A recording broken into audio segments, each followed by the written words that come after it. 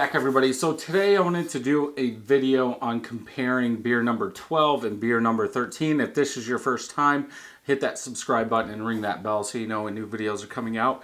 But if it is your first time, what we're doing is making small batches and playing around with malts and hops, and this is the first set in our 2-hop series. So this is using Cascade and Centennial in the normal way, then maybe different ways with first wort hopping or whirlpooling, just to see what we can get. So beer number 12 on my left is Cascade Centennial. Both of these use 2 pounds, 4 ounces of grain.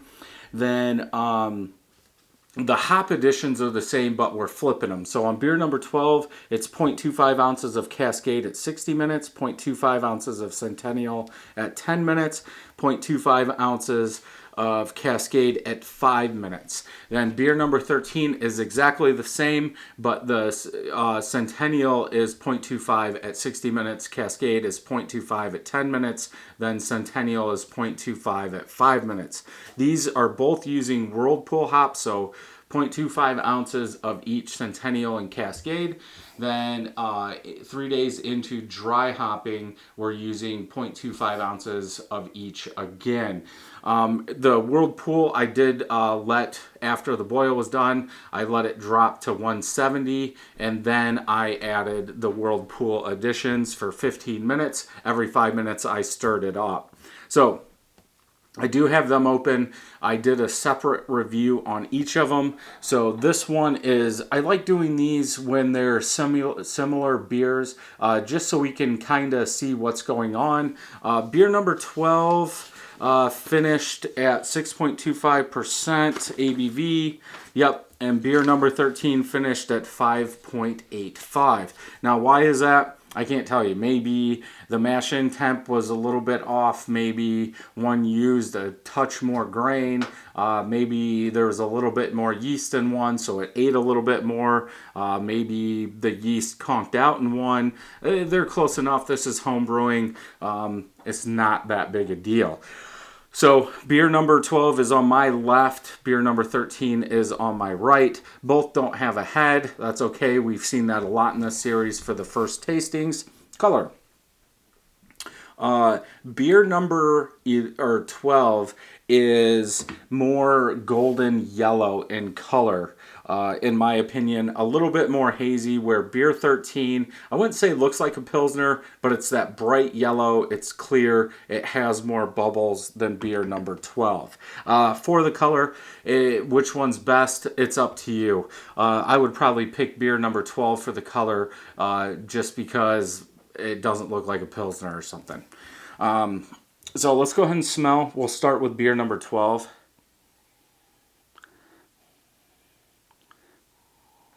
You do get that floral grapefruit citrus note. The floral's not too big, but I think it does come out a little bit more than anything else. And beer number 13.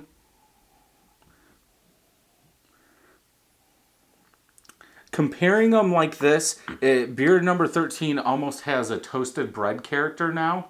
I know in the video, I believe I said it was small, like floral citrus, but I do get some toasted bread out of it with some floral and some citrus.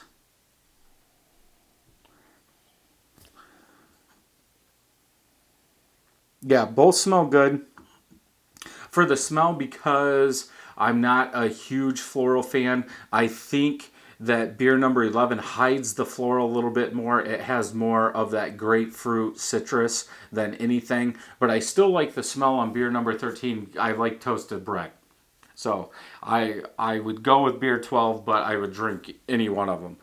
Let's go ahead and taste. We'll start with 12 first.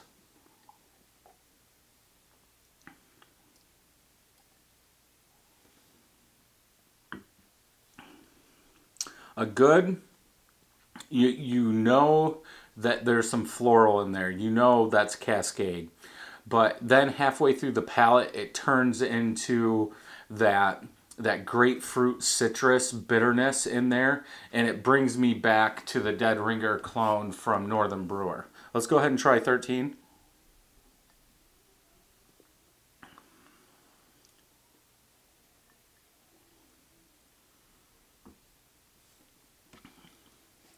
Beer number 13 is just nice and smooth. A little floral, a little citrus, maybe in the aftertaste, again, a little breadiness, toasted bread, but just nice, easy drinking, not going to wreck your palate at all. Let's do it reverse. So we'll do 13, then 12.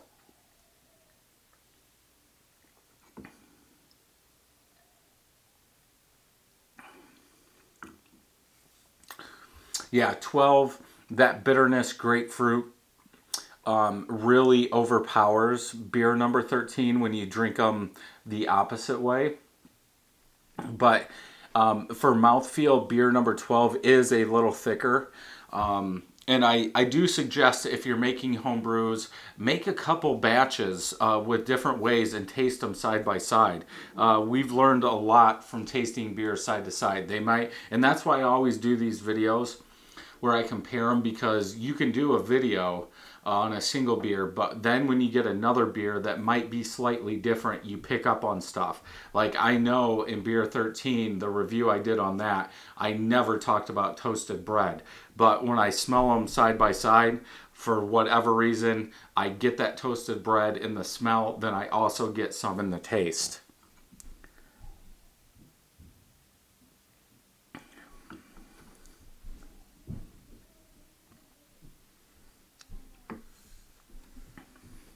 Yeah, both are good. I would make both of these again. I can't remember, because I know at one point I wanted to do a first wort hopping and then also a whirlpool. And I don't know if I ended up doing that. I thought it probably would be too much. But I would like to see, because that first wort hop adds a smoothness to it. Maybe I did, because this is, I've got 20 batches done and bottled, and this is only 13, so there's 7 more, so I could have done that, and I hope I did. If not, I might go back and do it, just to see, but I would like to see what the smoothness would do to it. It would up the IBUs a little bit more. So I don't know what the perceived bitterness on beer number 12 would be, because it is bitter. So I don't know if it would just scale that up like some of the smash beers I've been tasting, and just be a little too much. But I will go back and look, and I will bring it up in another video. But yeah, let me know what kind of batches you guys have made, or what hop additions you've done with Cascade and Centennial. And I'll see if I can make one of them if they're a lot different than the ones that I made. But so far, I would probably have to say these are the 2 best that I made in the series so far. So yeah, let's keep going and see what else we can make. So if you like this video, thumbs up. If you don't, thumbs down. Make sure you hit that subscribe button and ring that bell so you know when new videos are coming out. And until next time, happy brewing.